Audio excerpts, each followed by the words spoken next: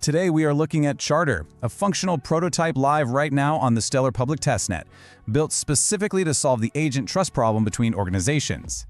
Here is the core problem. Today, a company can hire a software agent, but they can't actually prove to third parties what that agent's authorized to do. That power lives in a private, mutable configuration file, without proof. Third parties have to blindly trust the operator, and if a key is compromised, it can drain a treasury without any warning. Charter inverts this completely. We make the power of attorney an immutable state on the Stellar blockchain. It is written by the organization, enforced by the network, and readable by anyone prior to transacting. This is exactly what lets two organizations that have never met transact directly. Neither one has to trust the other. Under the hood, the corporate account is an OpenZeppelin smart account on Soroban. Each agent is a context rule with a defined scope, cumulative cap, daily limit, and expiration date. Counterparty identity verification uses ERC-3643, the TREX standard for regulated assets. Crucially, anything outside of this policy is rejected outright by the network itself. There is no application endpoint to bypass, and no server you can bribe. For payments, the agent uses X402, the agentic payment standard. The seller responds with a 402 containing the price, the agent signs under its power of attorney, and a facilitator settles the transaction and sponsors the fee. Because of this architecture, the agent never actually holds any XLM. There is no balance to drain if compromised. Settlement between organizations utilizes confidential tokens with zero-knowledge proofs and Peterson commitments. But to be clear, corporate privacy does not mean anonymity. The transacting parties remain fully visible on the ledger, which is what auditors require, but the exact amount is completely hidden. An agent is not an anonymous key. It holds its own private key, meaning the organization holds the permission, never the secret. It uses a human-readable name through SEP2, Stellar's federation standard, pronounced agent, star, organization, star, domain, instead of a contract address. Because resolution queries the registry, revoking an agent makes its name stop resolving immediately. These agents carry a public credential that anyone can read without a wallet. The powers in force exist from second zero, and conduct is recorded directly by the network.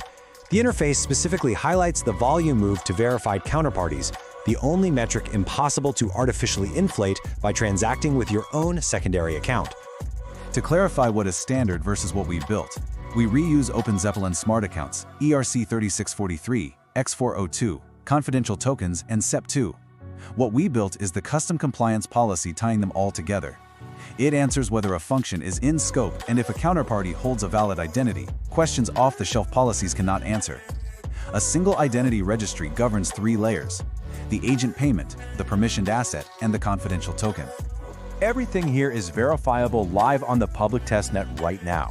You can test the on-chain rejections with custom error codes, a settled X402 payment with resource delivery, an agent paying another organization's account above the identity threshold, the missing amounts via confidential settlement, and instant federated name revocation.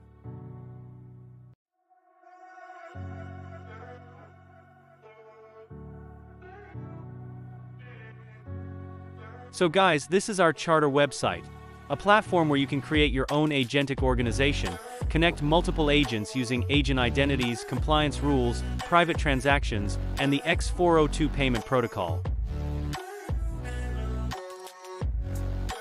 Here is an overview of our website.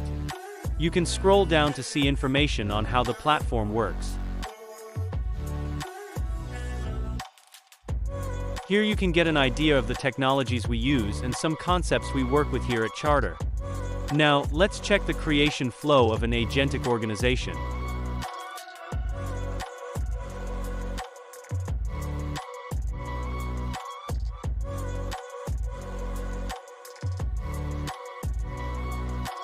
Let's connect our wallet.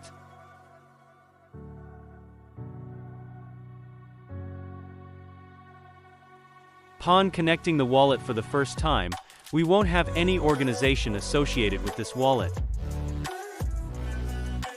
So let's create our organization and name one of our agents.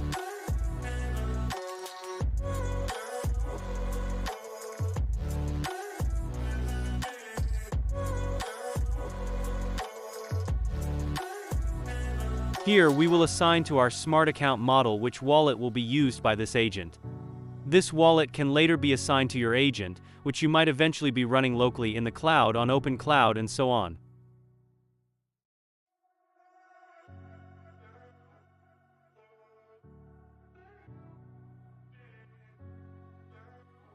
So we are going to use a wallet that I already have set aside, which is Gandalf's wallet.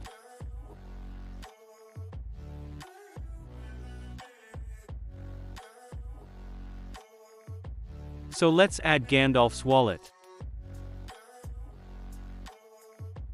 He has permission to make transfers from our smart account up to a certain threshold amount per transaction.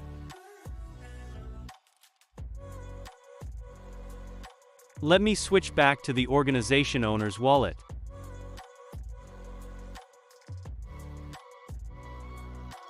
And let's create our organization and our first agent assigned to it. Here I can add a new agent.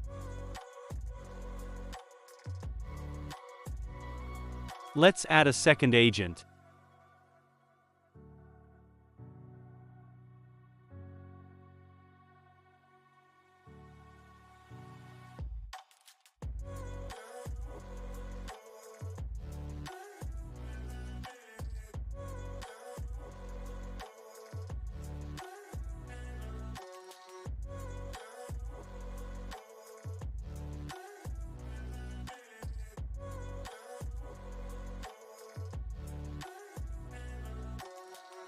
And let's create our organization.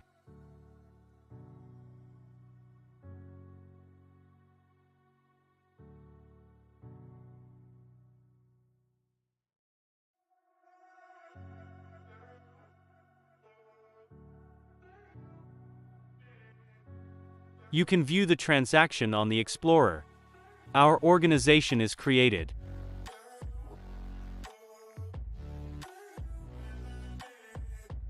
If we go to My Orgs, we will find our organization.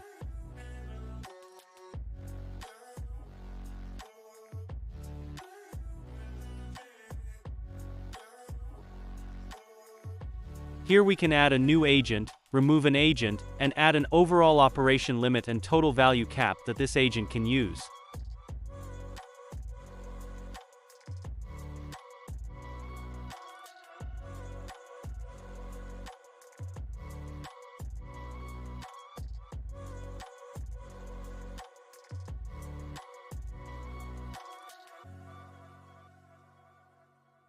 A daily capacity that I can define for how much he can spend per day. For example, we can set 500 XLM for Gandalf.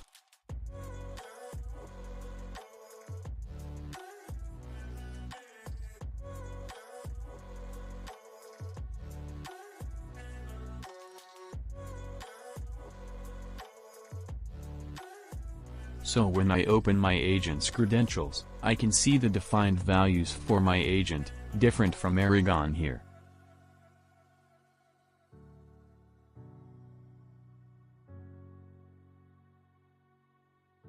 Now let's initiate a simulation of the X402 protocol, following an end-to-end HTTP request flow to a public server. So we run our simulation. We choose which of the agents, which in practice would be running locally or in our cloud infrastructure, to use. I will choose Gandalf.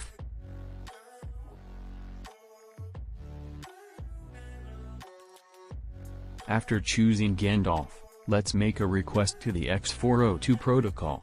It will return the payment request. We will sign the transaction with Gandalf wallet, and send it off-chain to the paymaster to sponsor the on-chain transaction.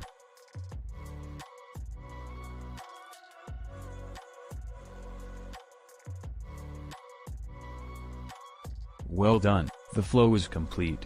The transaction returned to the server, the facilitator recognized the transaction, and returned the X402 response. Now that we've completed the first transaction involving Gandalf, we can see that the agent's status here has changed.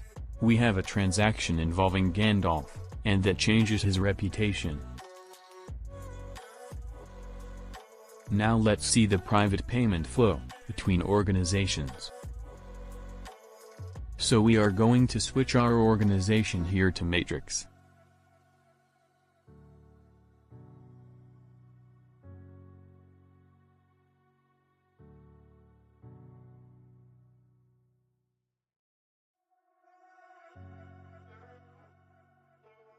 Let's verify if the connected wallet is the wallet belonging to the founder of the Matrix organization.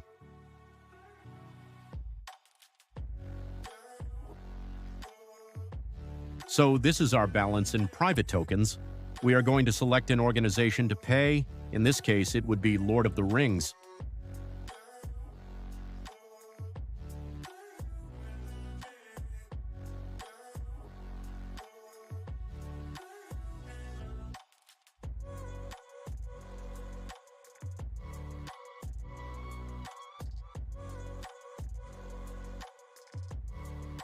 Let's send it then.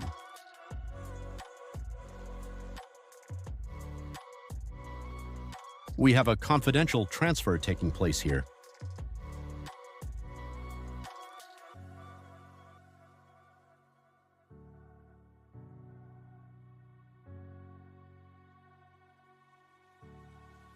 Very well.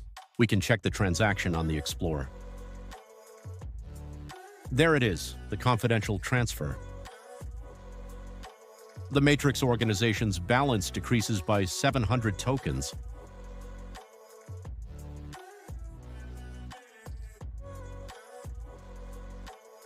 Let's switch to Lord of Rings wallet.